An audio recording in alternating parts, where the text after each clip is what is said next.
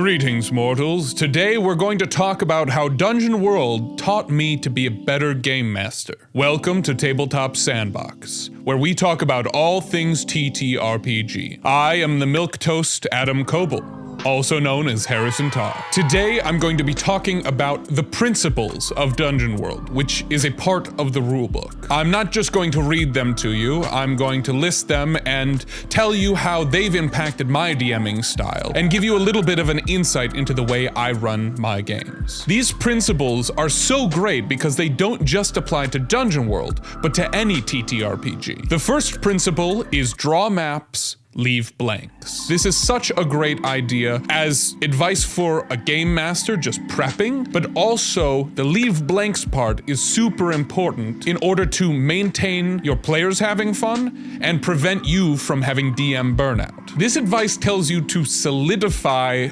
only what you need to when you're prepping the world or events that are happening around the players. Leave a lot up to the imagination. This game is about playing to find out what happens, so you don't need to know what happens already going into it. Also, physical maps are useful just to keep track of where things are in relation to each other. And this is a great piece of advice for trying to prep your world. Do some world building, but also just prep your games in general. In fact, I have an entire video about how when prepping, you should prep the world, not the story, which you can check out here. Our second principle is to address the characters, not the players. That means you don't say, "Hey, George, what does Navika the hunter do?" You say, "Navika, what are you doing?" This is a great way to keep both new players and seasoned veterans immersed in the game that you are playing. It keeps their heads in the fiction rather than drawing them out and referring to them by their name and then trying to pull them back into their characters. Just keep them and yourself in character the whole time. Our third principle is embrace the fantastic. This is a fantasy game, and even though that is the case, I myself for many years had this sense where I couldn't quite let things get too out of hand, get too crazy, get too fantastical before the players had earned it. But that's not actually the way you want to run your games. Introduce fantastical things right away. Don't wait for your players to get to epic level before they encounter epic things. You can even give them incredibly powerful magic items right off the bat, and you can either limit their capabilities with that powerful magic item, have something where it unlocks as they grow in experience or complete quests, or you could just give them a straight up broken item at the beginning of the game and just watch them have fun with it. The great thing about this is, as the game master, you can always take that away in one way or another. The world can be a dangerous place, and there are many people looking to take the things that your players have away, and a few who are strong enough or clever enough to do it successfully. Our next principle is make a move that follows. Now, moves are the primary mechanic in Dungeon World, what you roll for when you're playing the game, but this concept goes beyond Dungeon World. Do the obvious thing that comes next. Give your players the consequences of their actions, whether they be good, bad, or uncertain. Don't adhere to what you had in mind for how this scenario was going to play out. Instead, think about what makes sense in the context of your world, in the situation that is occurring right now. Our next principle is never speak the name of your move. Again, this feels a little specific to Dungeon World, but the concept can apply to any tabletop role-playing game. You never want to pull aside the curtain and let your players know that you're hanging on to several spinning plates, that you don't know every single detail about the world that they're playing in, and you didn't anticipate every single move that they've made. It also helps with their immersion if you maintain the fiction. I have to stop myself from saying, "Oh, I really didn't expect you to do this," or "Man, if you would have done this, something else would have happened," even if I don't reveal what it is. Even if you don't give the spoilers right away, it can take away from that immersion that your players have. Stick to the fiction. Otherwise, wear a mask of mystery, unwilling to share even the slightest secret with your players until that specific campaign is over. Principle number 6 is give every monster life. That means don't just say, oh yeah, there's a troll. And don't even just say there's a warty green troll. That's not enough to spark your player's imagination. A good trick that I learned, actually while trying to be a better creative writer, is to not just describe things by what they look like.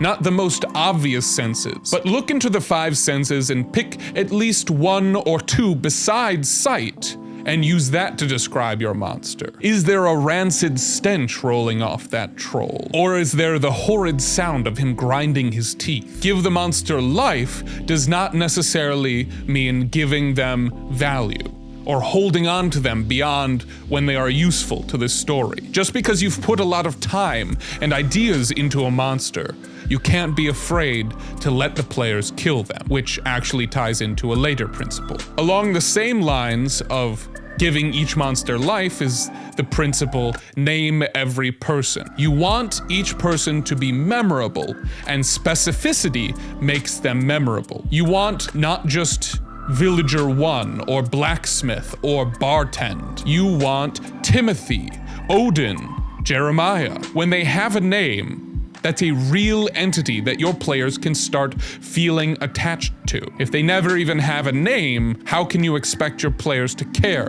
when the monsters kill them? Another principle, ask questions, use the answers. The most blatant question that they give an example of when they describe this principle is the question, what do you do? After every description in Dungeon World that you give as the game master, you're supposed to ask the players, what do you do? You don't say, do you hack and slash? Or do you spout lore? You give the stage to them and ask what they do, trying to find out the story, not imposing your expectations on them. That type of question about the immediate situation is one way to ask questions and use the answers. Another one that I found extremely helpful and beneficial to me as a DM who wants to avoid burning out is using that principle, ask questions, use the answers, in collaborative world building. When you come to something that you haven't quite thought of in your world, ask the players. You come to a fishing village and you think, there really should be a legend of some monster here, but I can't think of anything right now. The players completely went away from what I thought they were going to do this session, and now I have to prep this whole town.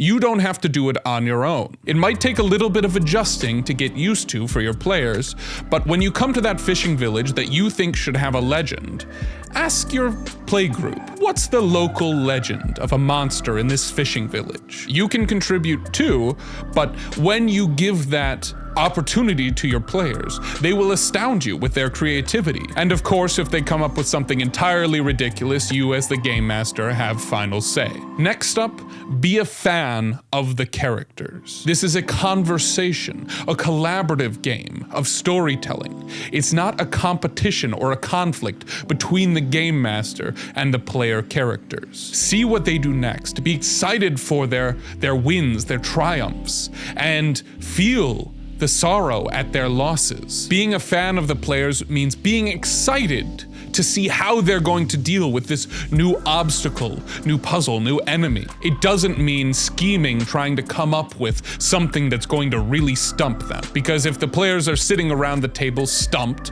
or your monster kills them all, are we really having fun here? The 10th principle is think dangerous. This applies both when coming up with threats and problems for the player characters to solve, but it also applies to your own world building and creations of NPCs and villains and monsters as well. Think dangerous means that this is a world where anything can happen. Your big bad evil guy, or who you think is going to be the big bad evil guy of the first arc of the campaign, could get trapped in a clever ruse by your players and killed off within the first 2 sessions. Don't stop your players from doing something like this if they manage to pull it off.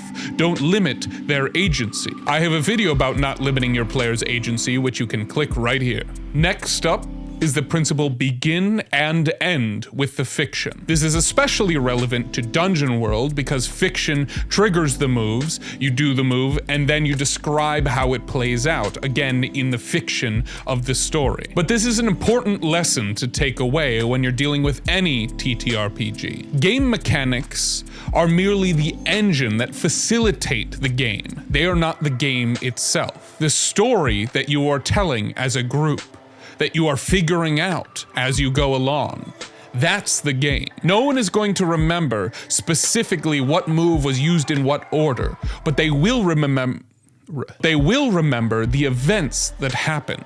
The fiction. That is what's most important, and so it should bookend every encounter with the rules of your game. And the final principle is think off screen. too. This means consider the things that are going on behind the scenes. Your players' actions, but not their presence, should be the driving force in your game. That means think about the effects that their actions have on the world around them, and how those lasting effects continue and build even after the players are long gone. Think about the enemy watching them, or even the enemy being defeated by them, and how that will change the next time they or their allies come into contact with the heroes. What have they learned? What new tricks are they going to try and pull? A casual insult toward an NPC can turn into a major arc if it makes sense in your game, when that NPC comes back with tools, training, and a score to settle. I hope this video has helped you understand Dungeon World a little bit more, and I hope that even if you're not interested in playing Dungeon World, these tips have helped you when it comes to running your own tabletop role-playing games. If you'd like more Dungeon World-focused content, let me know in the comments below, and check out this video. To learn about how important it is to set expectations in your games. Good night, mortals.